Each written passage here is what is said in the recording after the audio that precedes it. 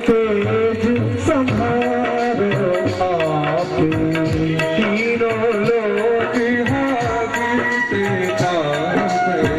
भूत पिशाच निकट नहीं आवे, महावीर जब नाम सुनावे, नासे रोग हर सब पीरा, जगत निरंजन हनुमत वीरा, संकट को हर जोड़ा है, सब परिराम तपस्वी राजा, किए काज सगल रोग साजा, और मनोरथ जो कोई लावे, सोई अमित जी बन फल पाए, चारों युग परिताप तिहारा, है बल सिद्ध जगत उजियारा, साधु संत के तुम रखवारे, असुर निकंदन राम दुलारे, अष्ट सिद्धि नौ निधि के दाता, असवर दीन जानकी माता, राम रसायन तुमरे पासा, सदा रहो रघुपति के दासा, तुमरे भजन राम को पावे, जन्म जन्म के दुख बिसरावे, अंतकाल रघुवंश हनुमत बल वीरा, जय जय जय हनुमान गोसाई, कृपा करो गुरुदेव की नाई, जो सतवार पाठ कर कोई, छूटे बंदी महासुखी दास, सदा हरि चेरा, जय नाथ जय महादेवा, रामचंद्र की जय, पवन सुत हनुमान की जय, गोसाई तुलसीदास की जय, बोले भाई सब संतन की जय, जय। हरि श्री रामचंद्र भगवान की जय, थोड़ा और देर से श्री रामचंद्र भगवान की जय, हनुमान जी महाराज की जय, रामायण महारानी की जय। सभी मिलकर आरती करेंगे। आरती श्री रामायण जी की, तीरथ कले चलित सिया की, आरती श्री रामायण जी की, तीरथ कलित ललित सिया की, सावक ब्रह्मा विष्णु नारद, वाल्मीकि विज्ञान विशारद, सुख संतादि शेष अनुसारद, वरण पवन सुत कीरति की, आरती श्री रामायण जी की, गावत वेद पुराण रहस्य शास्त्र सब ग्रंथन को रस, मुनि जन संगन सर्वस, सारंग सम्मत सबरी की, आरती श्री रामायण जी की, पावक संतत शंभु भवानी, अर्घट संभव मुनि विज्ञानी, व्यास आदि कवि पज बखानी, काव्यभूषण गरुड़ के की, आरती श्री रामायण जी की, कवि मन हरण विषय रस भीति, सुभग सिंगार मुक्ति शुभति की, दलन लोग पूरी अमीगी, काल मात सब विधि तुलसी की, आरती श्री रामायण जी की, जय शिव तारा, ओम जय शिव तारा, ब्रह्मा विष्णु सदा शिव, ब्रह्मा विष्णु ओम जय शिव तारा, तारण चतुरानन पंचानन राधे, ओम पंचानन राधे, हंसानन गरुणासन करुणासन बस बाहर सारे ओम जय शिव ओंकारा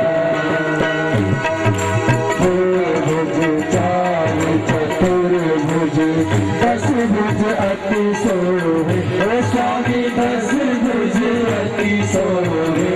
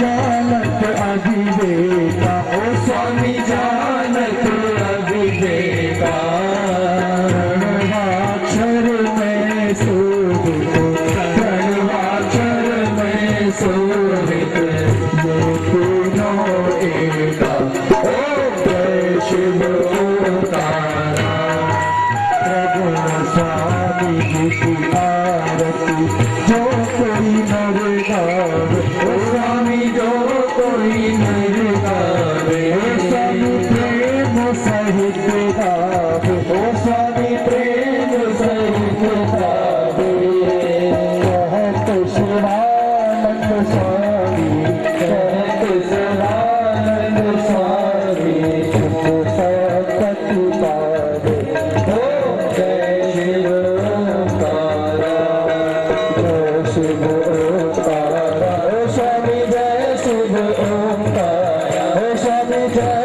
शिव ओंकारा विष्णु सदा शिव ब्रह्मा विष्णु सदा शिव हरे धारा ओम जय शिव ओंकारा ओम जय शिव ओंकारा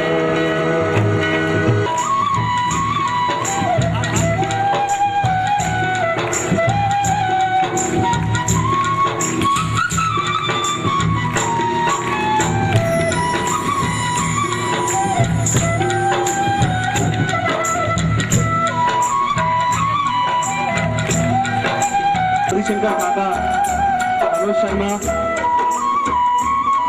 और हमारे समस्त कार्यकर्ता बंधु इस सम्मान के अग्रणी उनका हार्दिक अभिनंदन कर रहे हैं। श्री राम भव्य संगीत श्री राम कथा उत्सव समिति हमारे वाद्य यंत्र कलाकारों का और आपका स्वागत करती है। तालियां बजाते रहिए, तालियों से ताल बनती है, तालियों के ताल से भोपाल का बड़ा तालाब का पानी कभी नहीं सूखेगा। बजाइए तालियां, यानी पानी नहीं सूखना चाहते।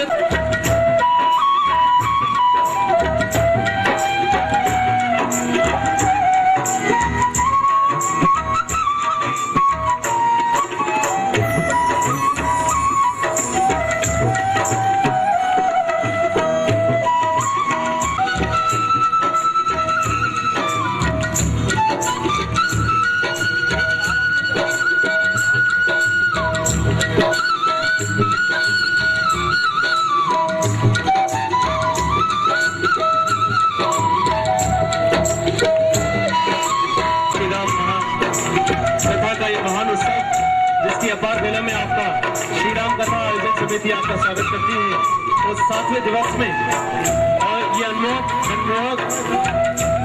पंडाल से जो आप प्रतिदिन कर रहे हैं।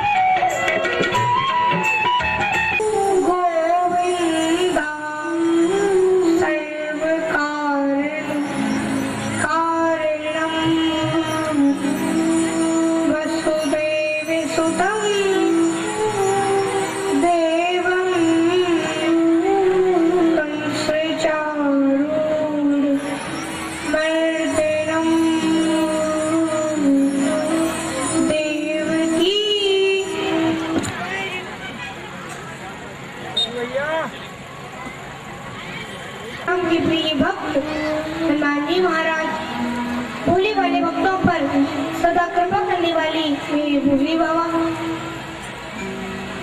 राम कथा रूपी गंगा में स्नान करने और कराने वाले हमारे तुलसी बाबा के चरणों में कोटि कोटि नमन करते हुए मंच पर विराजमान सभी सम्माननीय सहयोगी जन, ब्रजमोहन पचौरी जी, गौरी शंकर शर्मा जी एवं मनोज शर्मा जी एवं सभी आयोजक कमेटी के सभी सदस्यगण, भक्ति स्वरूपा प्यारी प्यारी माता एवं शक्ति स्वरूपा मेरी बहनों एवं सभी भक्त जन, साधु जन, संत जन, गुरु जन, भिक्षु जन, कवि जन, बंधु जन, बालक वृद्ध जन एवं सभी सम्माननीय श्रोता जन, आप सभी के अंतर जगत को प्रकाशित करती चैतन्य सत्या को मेरा बारंबार सादर प्रणाम।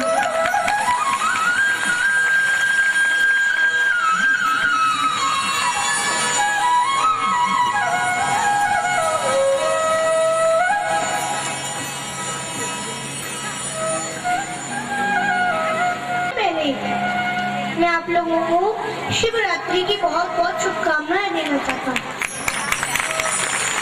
और भगवान शिव जी से भी ये प्रार्थना करता हूँ मैं कि आपके घर में सदैव आनंद और सुख शांति बनाए रखें। ये भगवान से कामना करता हूँ।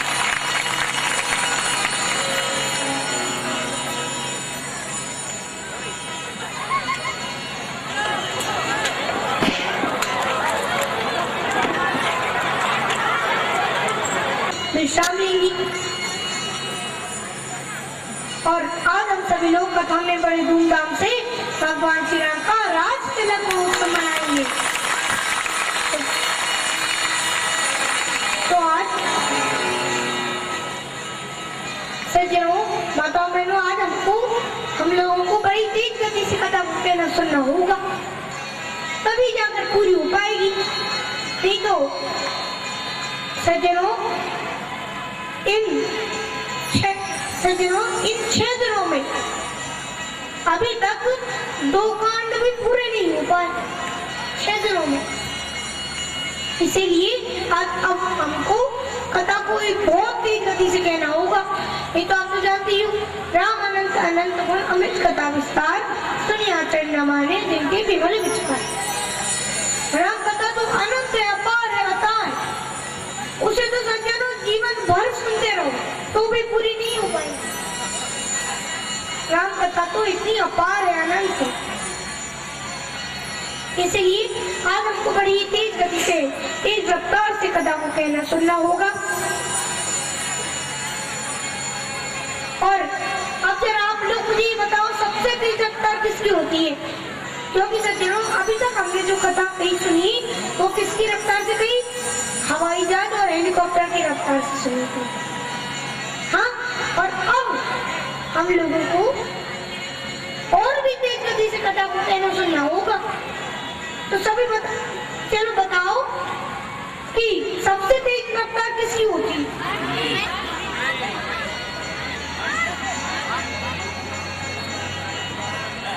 हाँ, और सबसे तेज रफ्तार किसकी होती? मन की। तो आज हम मन की रफ्तार से कथा को कहेंगे, सुनेंगे, तभी जाकर पूरी हो पाएगी। नहीं तो हमें कुछ समय में किष्किंधापुरी जाना है, कुछ ही समय में हमको कथा को आगे बढ़ाते हुए भरत चरित्र का प्रसंग सुनना है और द्रोणागिरी पर्वत पर जाना है। कुछ समय बाद हमको लंका जाना है, फिर लंका में भगवान राम कैसे रावण को मारते हैं ये देखना है, फिर हमें वापस अयोध्या आना है और अयोध्या में भगवान श्री राम जी का राज तिलक भी मनाना है। इसलिए आज हमको बड़ी तेज गति से यानी मन की रफ्तार से कथा को कहना सुनना होगा। तो आइए, मन की नाव पर आप सब पूरा मन लगा कर बैठना, ठीक है? तो आइए 2 मिनट भगवत नाम का संकीर्तन करते हैं। पहले मैं बोलूंगा, फिर आप सब मिलकर एक साथ बोलना। प्रेम एवं भक्ति के साथ सभी तालियों की सेवा करते हुए भगवत नाम का स्मरण कीजिए। और सज्जनों, आज शिवरात्रि भी है, शिव जी का दिन है। कई आज हम शिव जी का ही नाम का जाप करते हैं। सभी प्रेम से शिव जी के नाम पर जाप कीजिए। तेरा पल पल बीता जाए, मुख से जप ले नमः शिवाय। तेरा पल पल बीता जाए मुख से जप ले नमः शिवाय। तेरा पल पल बीता जाए मुझसे जप ले नमः शिवाय। तेरा पल पल बीता जाए मुख से जप ले नमः शिवाय। ओम नमः शिवाय। ओम नमः शिवाय। ओम नमः शिवाय। ओम नमः शिवाय।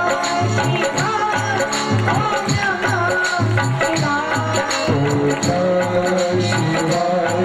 ओम नमः शिवाय। तेरा पल पल बीता जाए मुख से जप ले नमः शिवाय। तेरा पल पल बीता जाए मुख से जप ले नमः शिवाय।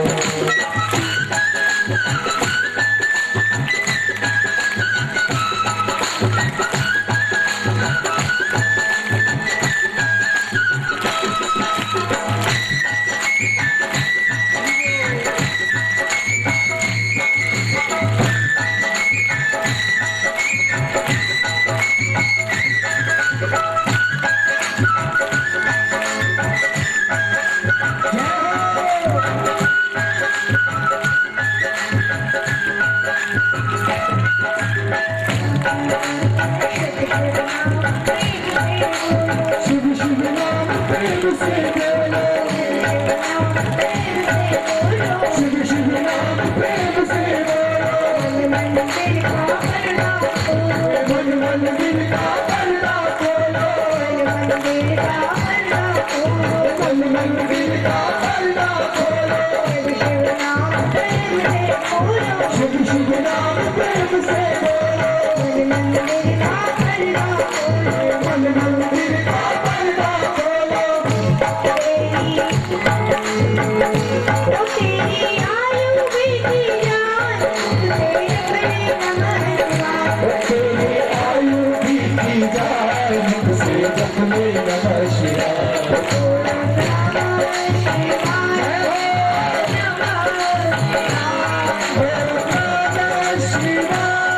ओम नमः शिवाय। तेरा पल पल बीता जाए मुख से जप ले नमः शिवाय। तेरा पल पल बीता जाए मुख से जप ले नमः शिवाय।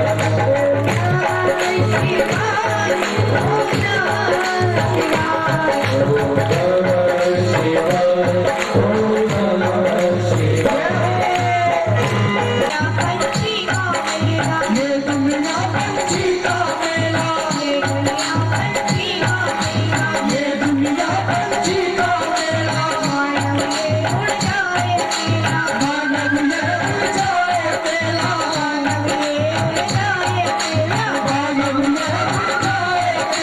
ये दुनिया पंछी का मेला। ये दुनिया पंछी का मेला। मानव ये उड़ जाए मेला।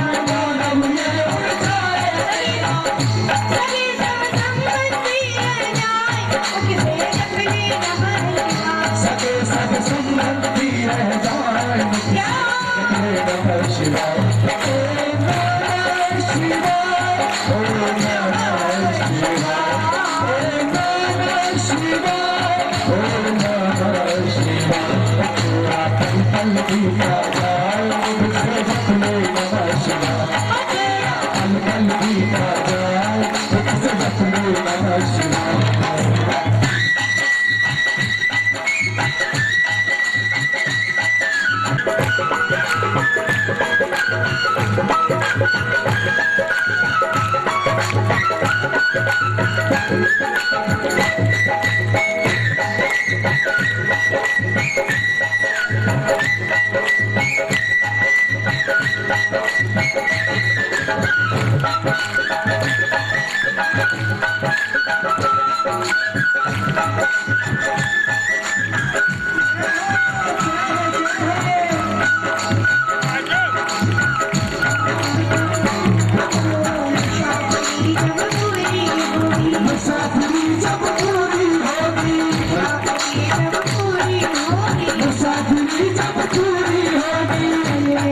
मजबूरी होगी।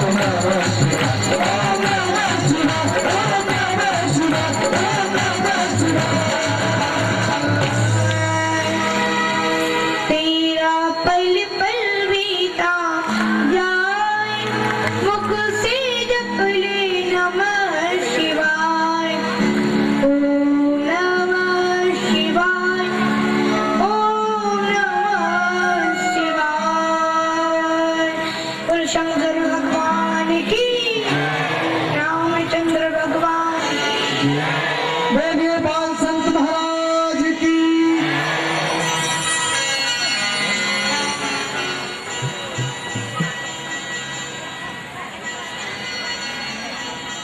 महान बाबू सज्जनों, तो कल हमने कथा को जिस प्रसंग पर विश्राम दिया था, आइए आज उसी प्रसंग के आगे से प्रारंभ करते हैं।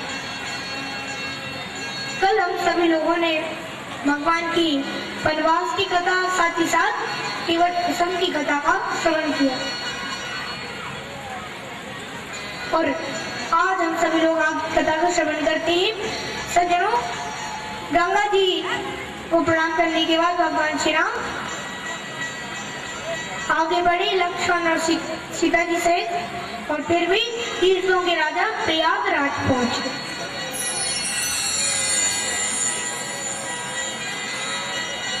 सज्जनों, तीर्थों के राजा प्रयागराज में तीनों ने, प्रभु श्री राम, लक्ष्मण जी और सीता मैया तीनों ने उनके दर्शन किए और स्नान करके फिर प्रभु श्री राम तो भरद्वाज जी आदि ऋषियों से मिलकर वाल्मीकि के कहने पर वे चित्रकूट में एक सुंदर सी छोटी सी कुटिया, मतलब एक आश्रम बनाकर रहने लगे। अब दूसरी तरफ चलकर देखते हैं कि अब अयोध्या में क्या चल रहा है। सज्जनों, सुमंत्र जी जब राम जी के कहने पर भी वापस अयोध्या ना लौटी, तो निषाद ने उन्हें जबरदस्ती अयोध्या भी भिजवा दिया। और जब सुमंत्र जी अयोध्या पहुंची सज्जनों, तो अयोध्या पहुंचती ही सुमंत्र जी को, महान बाबू श्रोताओ, सुमंत्र जी को अयोध्या पहुंचती उनकी हिम्मत नहीं होती। अयोध्या में प्रवेश करने की। तो वो क्या करती, वो पूरा दिन एक पेड़ के नीचे बैठकर बिता देती, और जब शाम होती है तब भी रथ को राजद्वार पर रखते प्रवेश करती, महल में प्रवेश करती। सज्जनों, राजा दशरथ सज्जनों वो इधर उधर देखते उन्हें डर सा लगता, और उन्हें रास्ते में जो भी मिलता उससे ही पूछते राजा दशरथ कहाँ है, राजा कहाँ है। दासियां और आदि उनसे कुछ प्रश्न पूछने लगती, पर सुमंत्र जी को कुछ सुनाई नहीं देता और ना ही वो उनकी बातों को कोई उत्तर देता। उन्हें तो बात जो मिलता उससे ही पूछते राजा कहाँ है। तो दासियों ने सुमंत्र जी को इतना जब बेकल देखा तो वो उन्हें कौशल्या मैया के भवन में ले जाती, तो ये राजा दशरथ अब वही था। और सज्जनों, अब जैसे ही सुमंत्र जी ने जाकर राजा का हाल देखा तो क्या देखा कि राजा दशरथ आसन, संध्या, आभूषण आदि सब से रहे, बिल्कुल उदास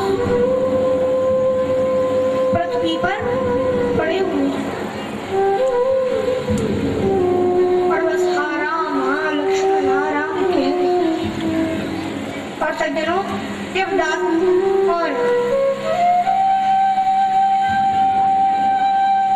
मान बाबू श्रोताओ, जब सुमंत्र जी के आने का थोड़ा महसूस राजा दशरथ को होता है तो वो तुरंत वो बेहोशी से उठती है और सुमंत्र पूछने लगी, सुमंत्र तुम आ गए, जल्दी बताओ मेरा राम कहाँ है, मेरा लखन कहाँ है, मेरी जानकी कहाँ है। और सज्जनों,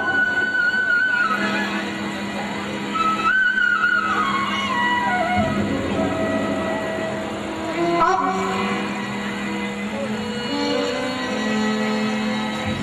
सुमंत्र जी से राजा दशरथ पूछने लगी, मेरा राम कहाँ है। सुमंत्र तुम कुछ बोलते क्यों नहीं, तुम्हें क्या हो गया।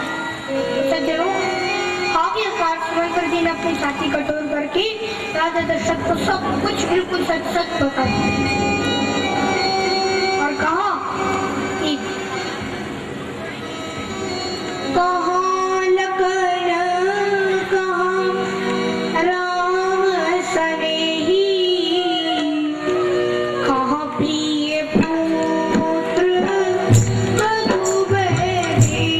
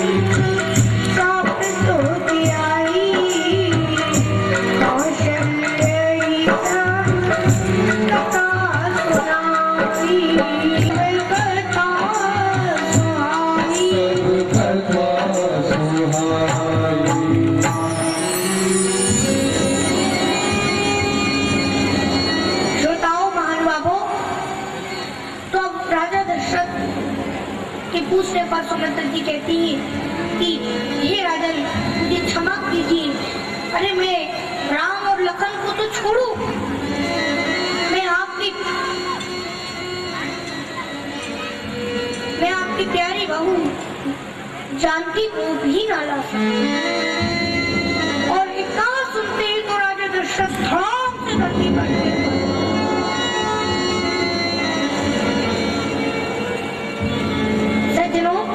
धरती पर गिरते ही राजा दशरथ को अंधे श्रवण कुमार की अंधे माँ बाप का श्राप याद आ, और वो सोचने लगे कि श्रवण कुमार के अंधे माँ बाप साहब को याद करते हुए वो सोचने लगे और उन्होंने कौशल्या मैया को पूरी कहानी सुनाई कि मैं बचपन में शब्द भेदी बाण चला की था, पर एक बार मैंने नदी पर शिकार करने की सोची, तब मैंने छुपके से जब मुझे कोई एक पानी की आवाज सुनाई दी तो सरयू नदी के किनारे पर मैंने सोचा कि कोई जानवर पानी पीने आया है, तो मैंने बस बिना देखे ही मैंने बाण छोड़ दिया और वो बाण कहीं और नहीं सीधे श्रवण कुमार के बेटे वो श्रवण कुमार में लगा। श्रवण कुमार के अन्य माँ बाप ने मुझे श्राप दिया कि तुम्हारी मृत्यु भी इसी तरह पुत्र वियोग में ही हो। और राजा दशरथ बोली, अब मेरी इस जिंदगी का कोई भरोसा नहीं, कब तक साथ बनाए रखें, कब साथ छोड़ दे। और वो कहने लगी, क्या कहने लगी कि क्या भरोसा है इस जिंदगी का,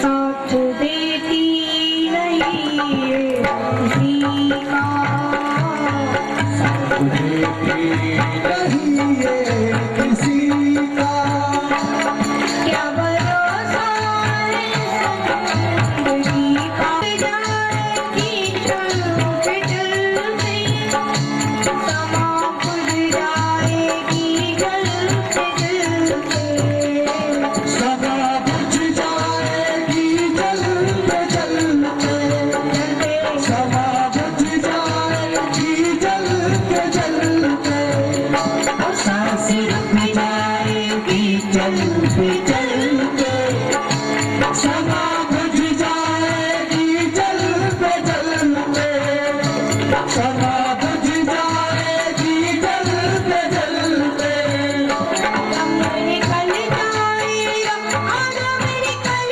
जाएगा, आदम निकल जाएगा, दम निकल जाएगा रोशनी का, साथ देती नहीं है किसी का, साथ देती नहीं है किसी का, क्या भरोसा है, क्या भरोसा है, क्या भरोसा है इस जिंदगी का, साथ देती नहीं है किसी का, साथ देती नहीं है किसी का, रास्ता अपनी दुनिया करेगी, रास्ता अपनी दुनिया कहेगी, रास्ता अपनी दुनिया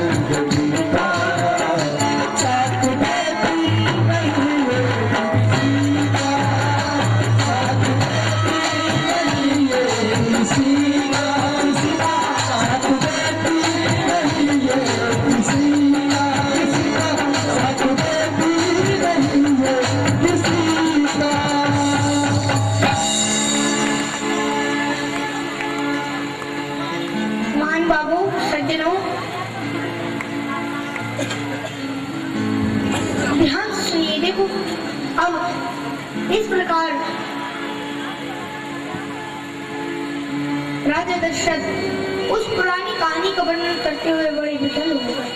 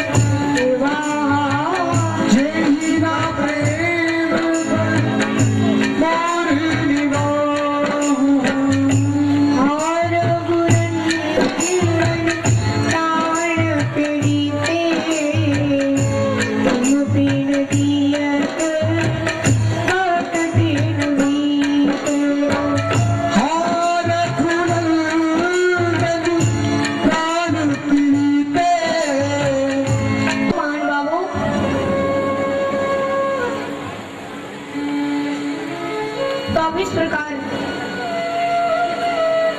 महान बाबू, तो जब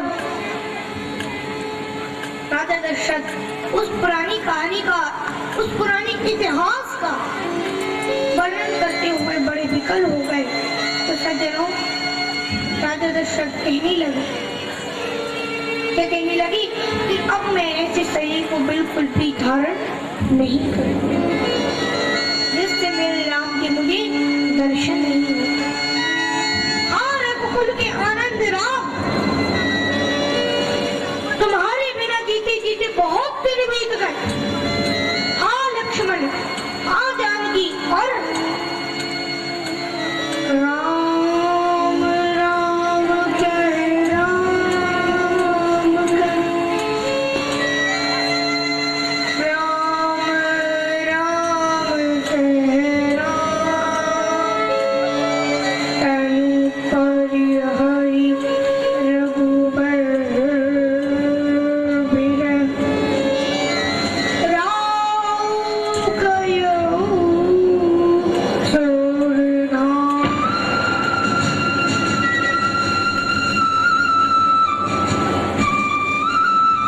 राम राम राम राम राम राम राम राम राम राम कहते कहते दशरथ जी ने राम के वियोग में अपने प्राण त्याग दिए और सुलोक से भागे।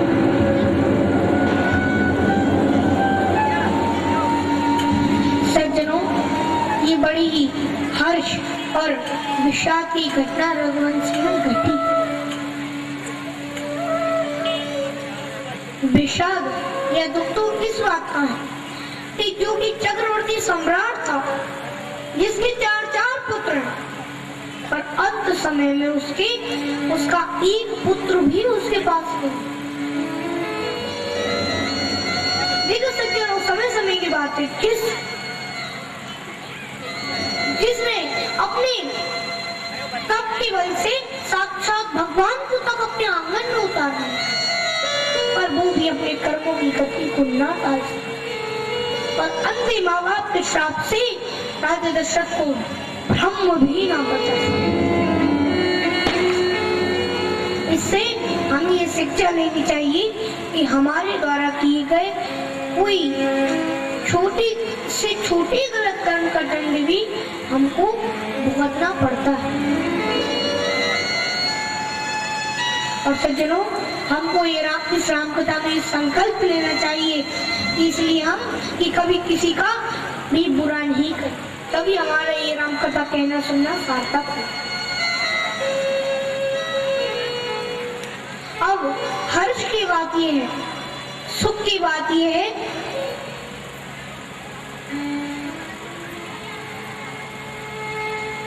देखो मान बाबू, सुख की बात ये है कि जन्म जन्म मुनि जतन कराए और अंतराम मुख आवत। अच्छे अच्छे ऋषि मुनि त्यागी जीवन भर प्रयत्न करते, क्या प्रयत्न करती कि अंतराम मुख यानी अंत समय में उनके मुख से राम नाम निकल जाए।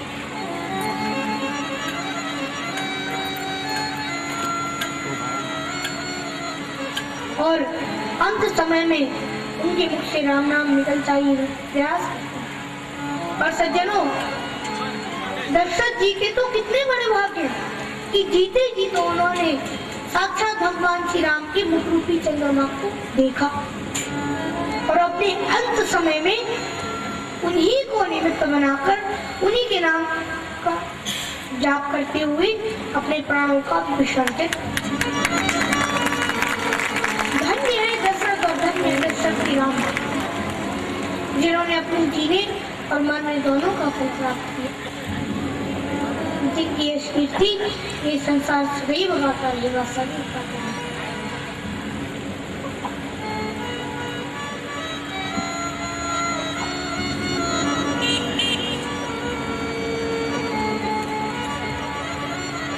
महान बाबू सज्जनों, इस प्रकार दशरथ जी के बनने की बात जैसे ही वशिष्ठ जी को पता चली तो वशिष्ठ जी ने तुरंत दशरथ जी का शरीर एक नाव में तेल भरवाकर सुरक्षित रखा और फिर इसके बाद उन्होंने तुरंत एक दूत से कहा कि दूत तुम तुरंत जाओ और जाकर भरत को वापस लेकर आओ।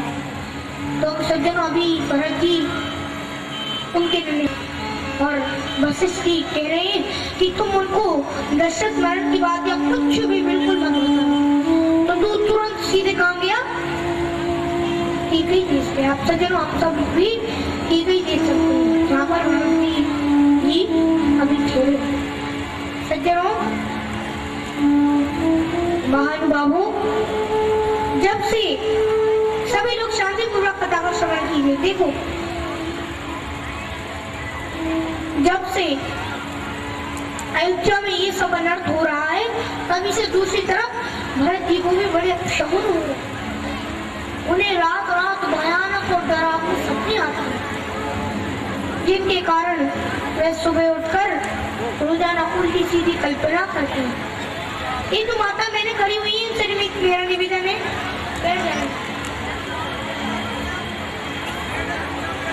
वे रात की उल्टी सीधी कल्पना करते हैं। और ये तभी क्या होता है कि वह दूत आ जाता है तो टूट के आती भरत जी महाराज तुरंत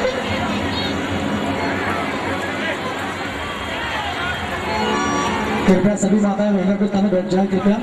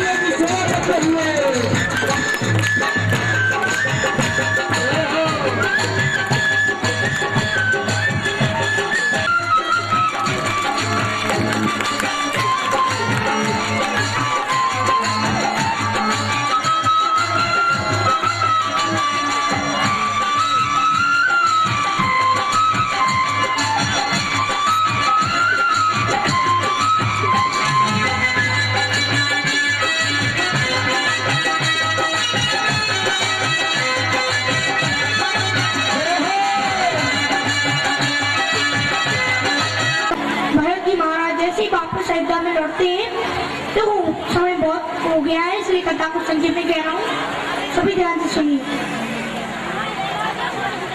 तो भरत जी जैसे ही वापस लौट के आए और उन्हें पता चला सज्जनों कि मेरी माँ की इन वरदानों के कारण मेरे पिता की मृत्यु हो गई और मेरे भैया राम को 14 वर्ष का वनवास हो गया, तो सज्जनों पहले तो वो बेहोश हो गए, फिर होश में आने पर उन्होंने अपनी माँ को बहुत बुरा बहुत कहा। फिर इसके बाद वो सीधे कहाँ गए, भी सबके सामने राजमहल में गए और वहां पर सबको बता दिया कि आप सब मुझे आशीर्वाद दो कि मैं मेरे भैया राम जी को वापस मनाकर ला सकूं।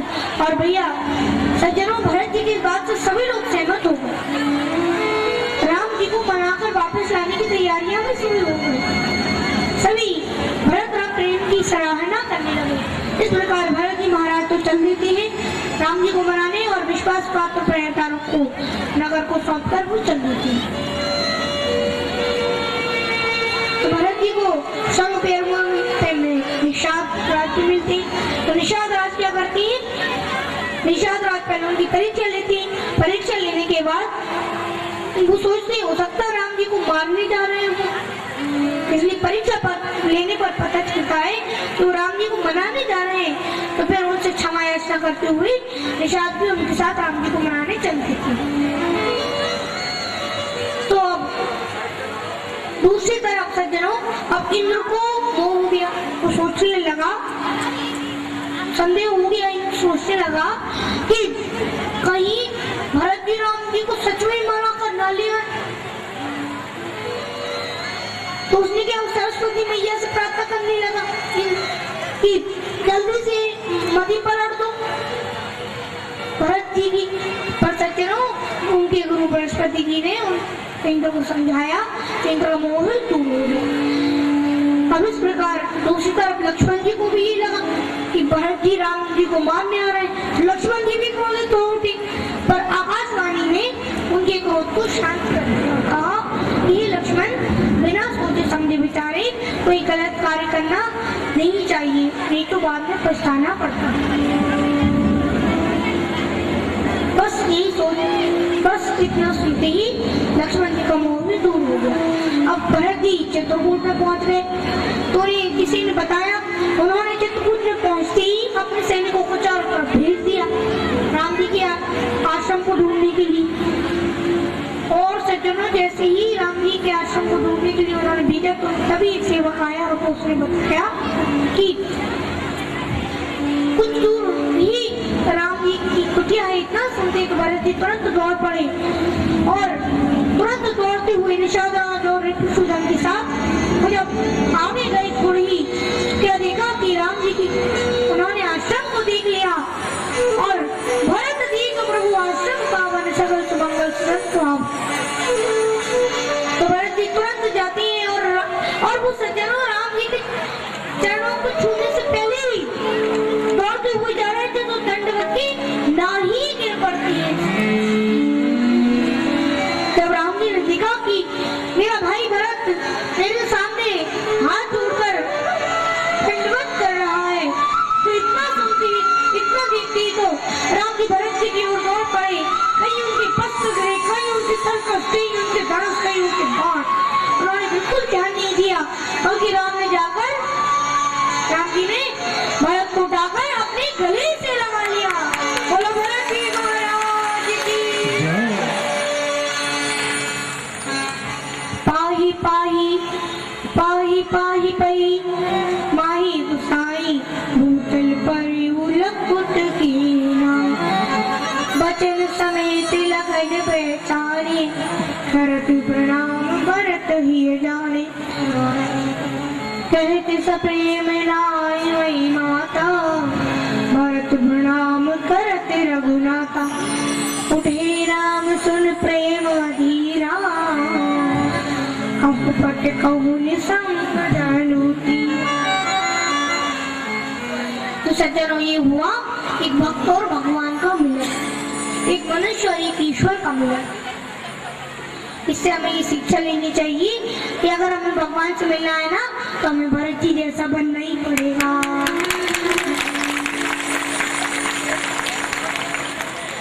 अब इस प्रकार भरत जी महाराज तो आती ही कहने लगे, प्रभु भैया आप तो एक काम करो, आप तो तुरंत मेरे साथ वापस चलिए और राज्यभार को संभालो। सज्जनों राम जी बोले कि नहीं भाई, नहीं भरत, मैं तो अपने पिता के वचन को ऐसे छोड़ के वापस नहीं जा सकता। मुझे अपने पिता के वचन को तो सत्य करना ही है, इसलिए मैं 14 वर्ष पूरी होती तुरंत आ जाऊंगा। लेकिन भरत जी फिर भी नहीं मान रहे। सज्जनों एक बात बताऊं, राम जी और भरत जी के बीच में उतना ही प्रेम है जितना कि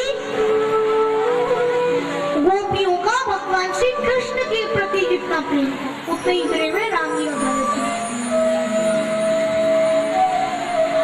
और अब इसके बाद भरत जी महाराज जब नहीं माने तो फिर और भरत जी कहने लगे कि भैया आप मुझे जो बताओगे मुझे वो स्वीकार है। पर तो सज्जनों भगवान ने क्या किया कि जब भरत जी नहीं मान रहे थे तो उन्होंने अपनी चरण पादुकाएं भरत जी को दी। भरत जी उन चरण पादुकाओं को लेकर वापस गए और अयोध्या का राज्यभार संभाल लिया। अब इसके बाद जब भगवान ने चित्रकूट में कई वर्षों तक रह लिया, तब भगवान ने सोचा कि मुझे चित्रकूट में रह के कई दिन बीत चुके, बहुत दिन बीत गए, कई वर्ष बीत गए। तो भगवान ने सोचा कि अब इस जगह को छोड़कर जाना चाहिए, क्योंकि रोजाना ही कोई ना कोई मुझसे मिलने आता है, तो रोजाना यहाँ पे भीड़ लग जाया करेगी और यहाँ पर आसपास रहने वाले सभी ऋषि मुनि साधु संतों आदि को अपने यज्ञ पूजा पाठ आदि में विघ्न होगा। तो सज्जनों बस यही सोचकर भगवान आसपास के ऋषि मुनियों से विदा लेकर कहाँ गए, सीधे अत्रि मुनि के आश्रम में पहुंच जाते हैं। और अत्रि मुनि भगवान की बड़ी सुंदर स्तुति करती है। तो दूसरी तरफ सीता जी अत्रि मुनि की धर्म पत्नी मैया अनसुईया माता के पास जाती है। सज्जनों आप अनसुईया मैया के बारे में जानती हो, इन्होंने अपनी ये बहुत बड़ी पतिव्रता स्थिति है। और सज्जनों इन्हीं अनसुईया मैया ने एक दिन अपने पतिव्रता धर्म की शक्ति से साक्षात ब्रह्मा विष्णु महेश को तक अपनी गोद में खिलाया। ऐसी अनसुईया मैया। तो जब अनसुईया माता के पास सीता मैया आई तो सज्जनों माता बहनों यहाँ पर तुलसीदास जी ने मेरी माताओं बहनों के लिए बहुत सुंदर चित्रण दिया। क्या? नारी धर्म। तो माताओं बहनों से निवेदन है, सज्जन ध्यान से कथा को सुनिए और माता बहनों से निवेदन इस नारी धर्म को जरा ध्यान से सुनिए और अपनी जीवन में उतारिए।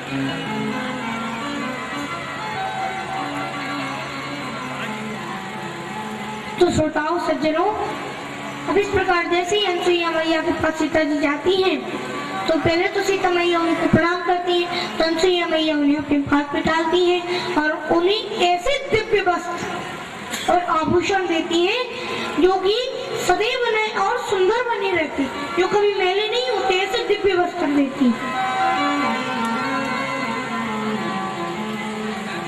तो सज्जनों महानुभावों इसके बाद अनसुईया मैया सीता जी को नारी धर्म के विषय में बताने लगी। तो सभी माताओं बहनों से निवेदन है इस नारी धर्म को ध्यान से सुनिए। देखो नारी धर्म में सबसे पहले तो माताओं बहनों आप लोगों को सदैव रसोई घर में नहा धोकर ही प्रवेश करना चाहिए। हाँ, और सबसे पहले भोजन बनाने के बाद ठाकुर जी को भोग लगाना चाहिए, फिर उसके बाद ही खाना चाहिए। और सज्जनों महानुभावों आजकल की माताएं बहनें तो सब उल्टा पुल्टा कर देती हैं। आजकल की माताएं बहनी सज्जनों महानुभावों ध्यान से सुनिए। देखो आजकल की माताएं बहनी क्या करती है, रसोई घर में नहा धोकर प्रवेश करना तो दूर, अरे वो तो चप्पल पहन के किचन में घुस जाती है। और ठाकुर जी को भोग लगाने से पहले कुछ चक चक कर देखती, कैसी पकौड़ी बनी, कैसी पकौड़ी बनी, कैसी पकौड़ी बनी। माता आपको ऐसा नहीं करना चाहिए। और आपको ठाकुर जी को भोग लगाने के बाद सबसे पहले रोटी किसको देनी चाहिए, गौ माता। और आखिरी रोटी किसको देनी चाहिए, कुत्ता कुत्ती को देनी चाहिए। पर सज्जनों पर आजकल की माताएं मैंने सब उल्टा करके धर्म, आजकल की माताएं बहने पहली रोटी गौ माता को देने की जगह अपने पति देव को देने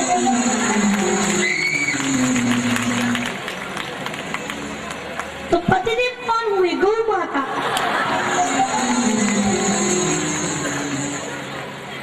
और आखिरी रोटी वो खुद खा लेती।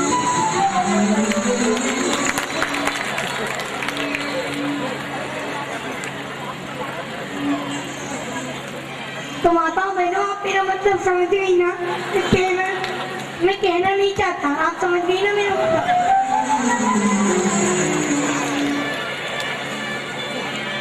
वैसे माताओं बहनों मैं आप लोगों की बात नहीं कर रहा हूँ, मैं तो जानता हूँ आप लोग तो बहुत बड़ी पतिव्रता स्त्री हो, आप तो बिल्कुल अपने पतिदेव का बहुत अच्छे से सेवा करती हूँ उनकी।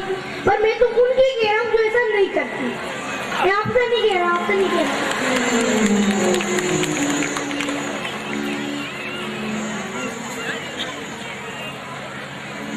तो इस प्रकार सभी माताओं बहनों से निवेदन है कि सज्जनों माताओं बहनों आप लोगों को ऐसा बिल्कुल नहीं करना चाहिए माताओं, क्योंकि धर्म की शुरुआत घर में कहाँ से होती, रसोई घर से तो होती। और रसोई घर किसके हाथ में होता है, माताओं बहनों के हाथ में होता है। इसलिए सभी माताओं बहनों से निवेदन है सदैव शुद्ध और शाकाहारी भोजन नहीं बना। अब भैया मैंने सुना है बहुत से लोग कहती है कि मांस खाने से ताकत मिलती, मैं कहता हूँ ऐसा कुछ भी नहीं। चलो सज्जनों माताओं बहनों अब आप ही बताओ कि क्यों हाथी के मांसाहारी होता है, नहीं होता, पर उसके बराबर ताकत किसी भी जानवर में नहीं होती। जैसे कि आप बिल्ली को ले लो,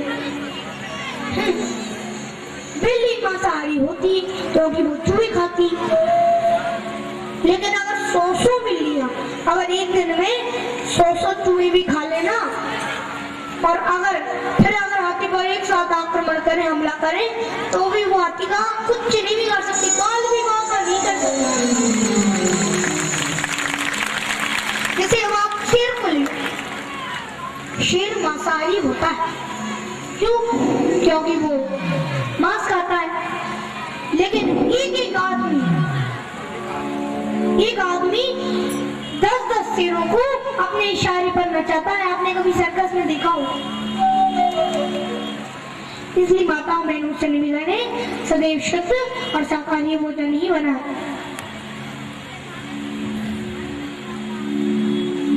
सज्जनों महानुभावों तब इस प्रकार आप सभी लोगों से निवेदन है कि सदैव शुद्ध और शाकाहारी भोजन ही बनाए, और साथ ही साथ सबसे पहले ठाकुर जी को भोग लगाए।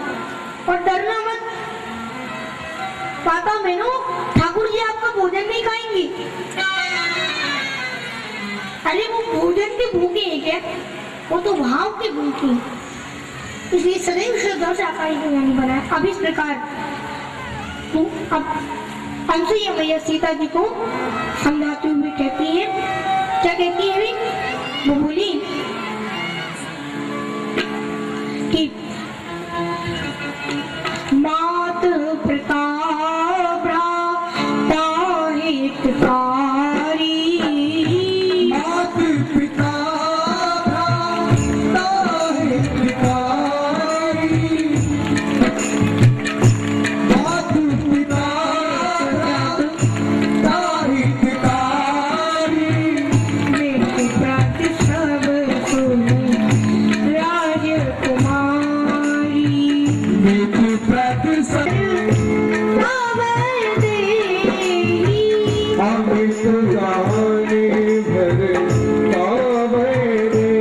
ही अधम सुनारी जो सेवना तेरी अधम सोनारी जो सेव न दे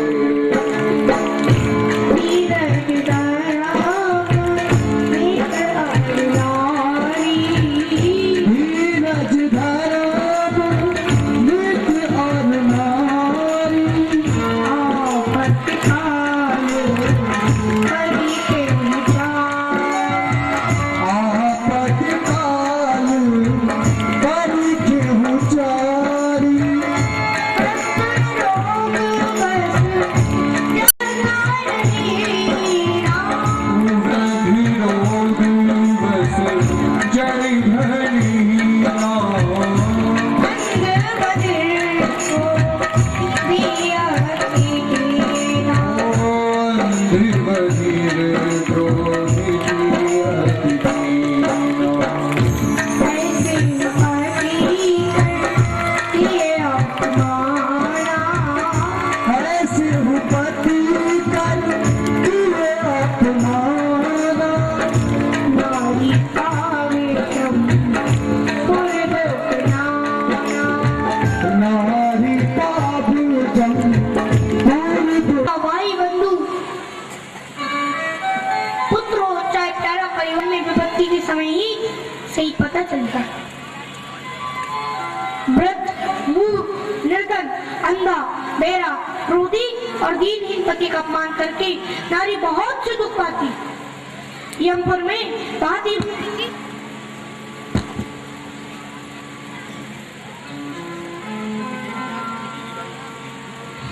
यमपुर में भांति भांति के कष्ट भोगती है।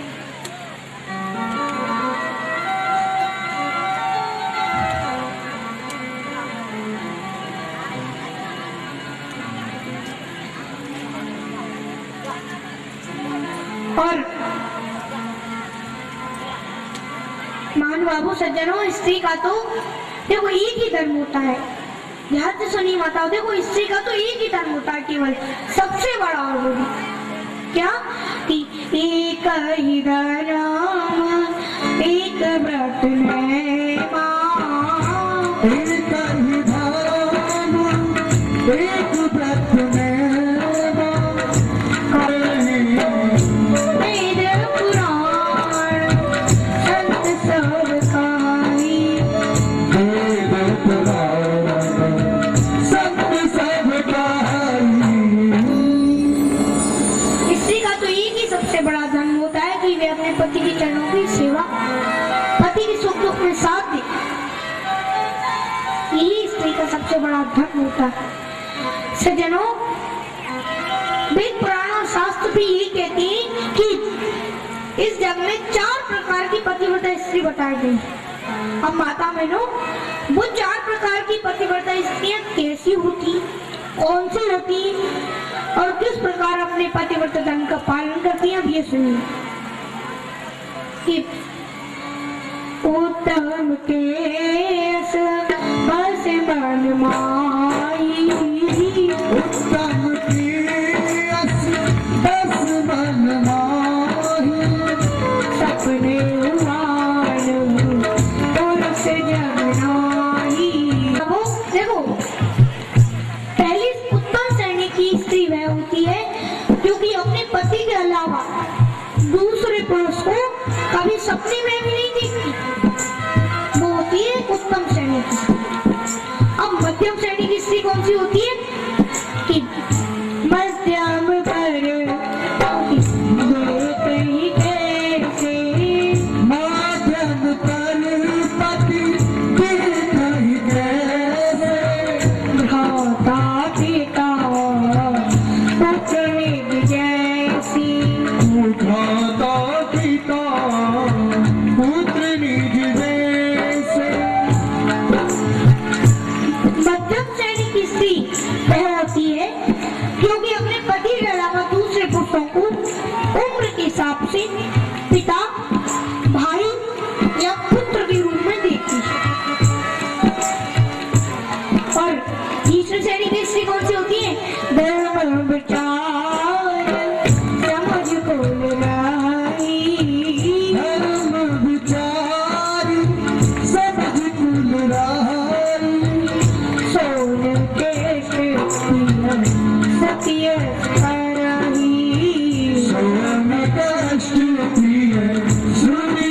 कहाई बिनु अवसर भई तेरे जोई बिनु अवसर भई तेरे जोई जाने वरदान नारी जग सोई जाने नारी जग सोई नारी जग सोई नारी जग सोई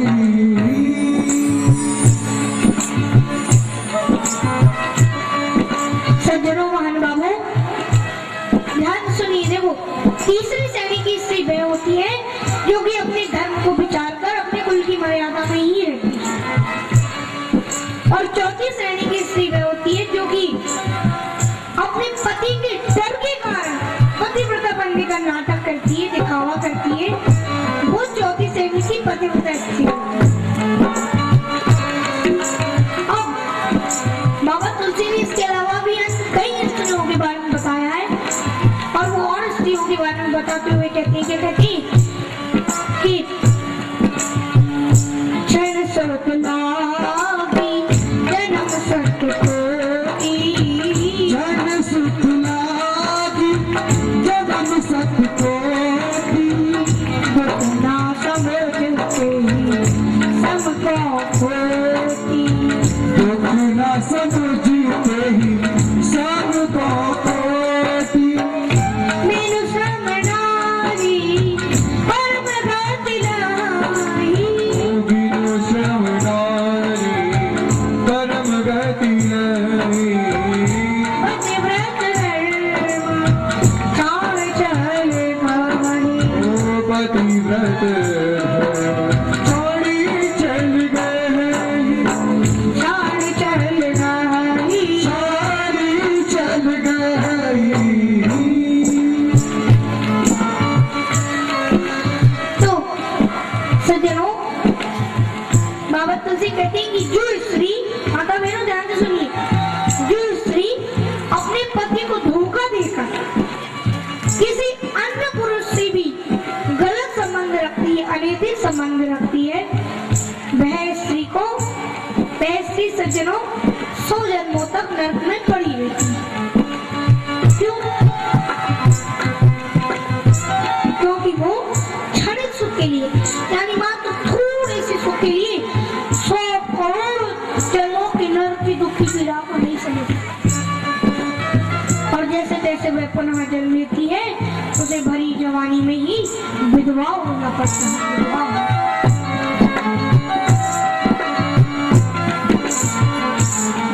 और बाबा तुलसी कहती है कि पति प्रतिकूल जन्म जय जाए विधवा होए पाए करना। पर जो स्त्री अपने पति से निश्चल प्रेम करती है, पति के चरणों की सेवा करती है, पति के सुख दुख में साथ देती है, वह स्त्री जो कि पति के कदम से कदम मिलाकर चलती, उसकी सच्ची तीसरी सच्ची साथी बनती है। वह स्त्री परम अन्यासी बिना किसी अन्य देवता की पूजा किए बगैर ही परम गति को प्राप्त करती है।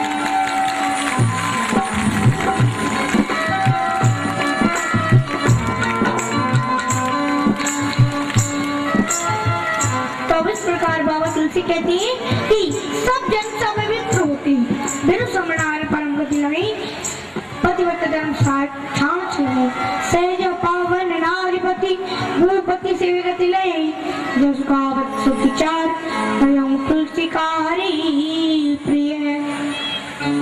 बाबा तुलसी कहती है सब जन से अपवित्र होती, इसलिए स्त्री भी जन से अपवित्र होती, किंतु पति के कदम से कदम मिलाकर चलने से, सुख दुख में साथ देने से, सच्चा हितैषी सच्चा साथी बनने से स्त्री परम अन्यासी परम गति को प्राप्त करती है।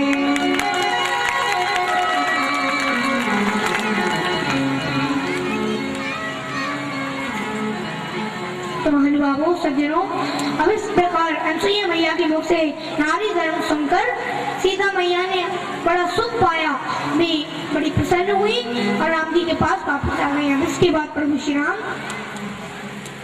आगे की ओर जाने लगे। फिर उन्हें रास्ते में एक राक्षस मिला। उस राक्षस का संहार करके भगवान और आगे बढ़े कि वो सर्वंग ऋषि के आश्रम में पहुंचे। सर्वंग ऋषि ने भगवान के दर्शन कर मन भर के भगवान के दर्शन किए और फिर भगवान के दर्शन करके वो अपने धाम को वो भगवान के चरणों में ही लीन हो गए। तो सज्जनों, अब इसके पश्चात दूसरी तरफ आगे चलते हैं कि अब इसके बाद प्रभु श्री राम जब और आगे बढ़े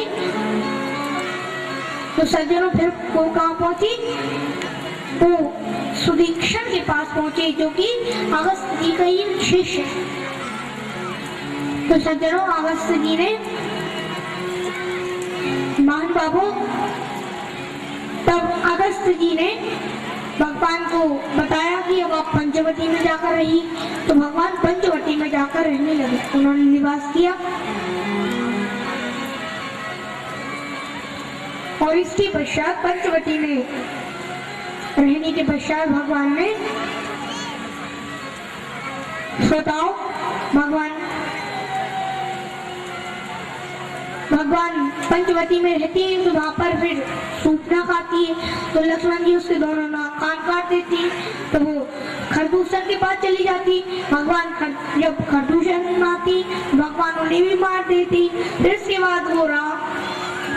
बाद सूपना सीधे रावण के पास पहुंचती। सज्जनों, कथा समय बहुत कम है इसलिए कथा को थोड़ा सा और संक्षेप में कहना पड़ रहा है। अब ध्यान से सुनिए सभी। अब शूर्पणखा रावण के पास पहुंची और उसी बात बताती। तो रावण क्या करता है कि रावण तुरंत मारीच के पास जाता है और मारीच की माया से वो छल के साथ मारीच जब एक हिरण का सोने के हिरण का रूप करता है तो सीता मैया उस हिरण को पाने के लिए राम और लक्ष्मण जी को उसके पीछे भेज देती है। तो मान बाबू, अब इसके बाद एक बात बताऊं सज्जनों, अभी भगवान ने एक लीला की थी। जब लक्ष्मण जी वन में लकड़ी और कंदमूल फल लेने गए थे तो उस समय भगवान ने क्या किया? उन्होंने कहा कि अब मैं कुछ न लीला करना चाहता हूँ सीता, तब तक तुम अब अग्नि में प्रवेश कर जाओ। तो सीता जी अग्नि में प्रवेश कर गई और उन्होंने अपनी परछाई राम जी को दे दी जो कि बिल्कुल सीता जी जैसी ही लगती। अब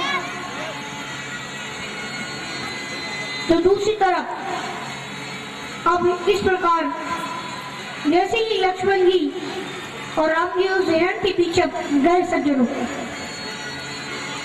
तो इधर दूसरी तरफ रावण आता है और सीता मैया को राजनीति और बेहतरीन दिखाने लगता है।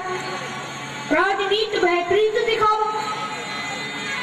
पर सीता जी उसी बातों में नहीं आई और बोली कि अरे साधु महात्मा, तुम्हारे वचन तो किसी दुष्ट की भांति लग। सीता मैया को असली रूप में आ जाता है वो और वो सीता मैया को उनका हाथ पकड़कर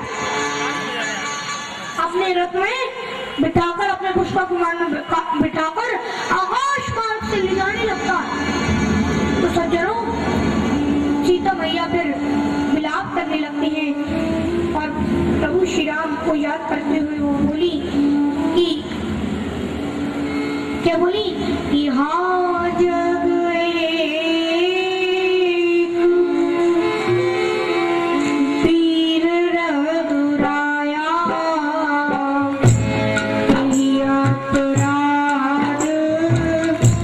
सारे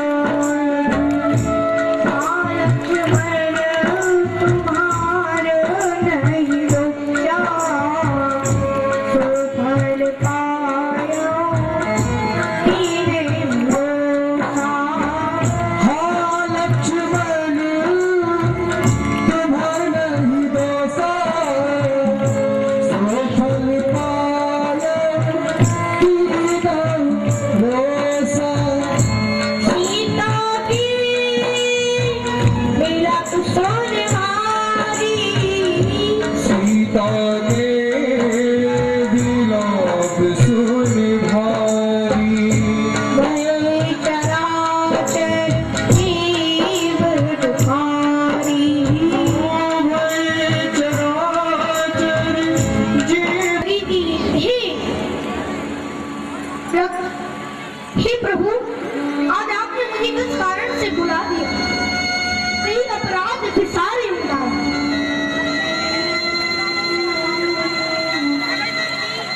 और वो बोली कि हाँ लक्ष्मण, तुम्हारा कोई दोष नहीं था। मैंने तुम पर बिना कारण क्रोध करते हुए तुम्हें राम जी की प्यारी स्वामी के पीछे भेज इसमें तुम्हारा कोई दोष नहीं था। सीता जी के बाहरी विलाप को सुनकर सभी चराचर जीव के पशु पक्षी आदि लता पता सब बड़ी दुखी हुए।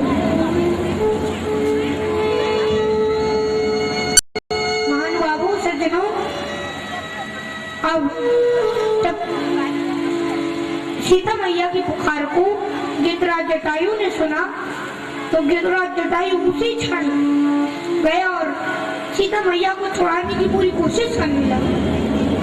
पर सज्जनों, रावण ने उसके दोनों पंख काट डाले तो वो भी राम राम कहते हुए धरती पर आ गया और रावण सीता जी को लंका ले गया। तो दूसरी तरफ महानुभावों सज्जनों, तब इधर दूसरी तरफ श्रोताओं, गिरिराज जटायु भी जब राम धरती पर गिर पड़ा तो दूसरी तरफ भगवान श्री राम, जो कि लक्ष्मण जी जो कि भगवान श्री राम के ही पीछे गए हुए थे, तो लक्ष्मण जी और राम भगवान ने एक दूसरे को देखा तो वो चौंक गए और राम जी ने कहा लक्ष्मण तुम यहाँ, तो फिर तुम्हें जल्दी सीता जी की, अभी तो सीता के पास होना चाहिए था, जल्दी चलो। तो दोनों भाई ने जब आश्रम में जाकर देखा तो उन्हें कहीं भी सीता जी का पता नहीं लगता।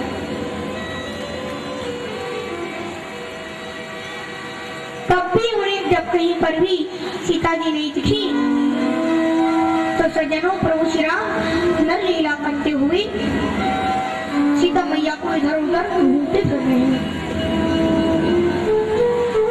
तो जब वो ढूंढ ही रहे थे सज्जनों की, तभी उन्हें ढूंढते ढूंढते हुए गिरिराज जटायु मिल गए। तो गिरिराज जटायु को इतना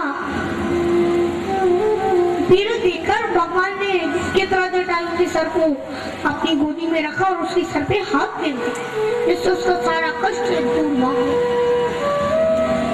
अब गिरिराज जटायु ने भगवान को बताया कि मेरी ये हालत दुष्ट रावण ने की, उसी दुष्ट ने सीता मैया का हरण कर लिया। सज्जनों, इतना सुनते ही कि तो प्रभु श्री राम ने पूछा वो कहाँ गया है उन्हें लेके। तो गिरिराज जटायु ने बताया कि प्रभु मुझे तो नहीं पता कि वो कहाँ गया है उन्हें लेके, पर मैं इतना जरूर जानता हूँ कि वो उन्हें यहाँ से दक्षिण दिशा की ओर ले गया। और प्रभु बस आपके दर्शनों के लिए मैंने अपने प्राण रोक रखे थे, अब नाथ ये प्राण जाना चाहते हैं। तरस लाग प्रभु राखिए प्राणा, चरण चैत अब कृपा। और ऐसा कहकर गिरिराज जटायु ने भगवान श्री राम से भक्ति का वरदान मांगकर अपने प्राण त्याग दिए और सुखलोक सुधार। सज्जनों, गिरिराज जटायु राजा दशरथ का भी मित्र था, क्योंकि उसने राजा दशरथ की एक बार सहायता की थी। तो अब गिरिराज जटायु को अपने पिता के समान मानकर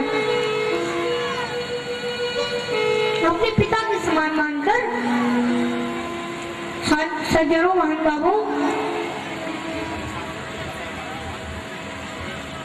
अपने पिता के समान मानकर बस राम प्रभु श्री राम ने उसका अंतिम संस्कार आदि संस्कार। अब आप जरा सोचिए, जिसके अंतिम संस्कार आदि की न्याय साक्षात भगवान ने की, उसके बाकी का तो कहना ही क्या कहना। सज्जनों हमें कहना ही पड़ेगा कि राम का नाम लेकर जो मर जाए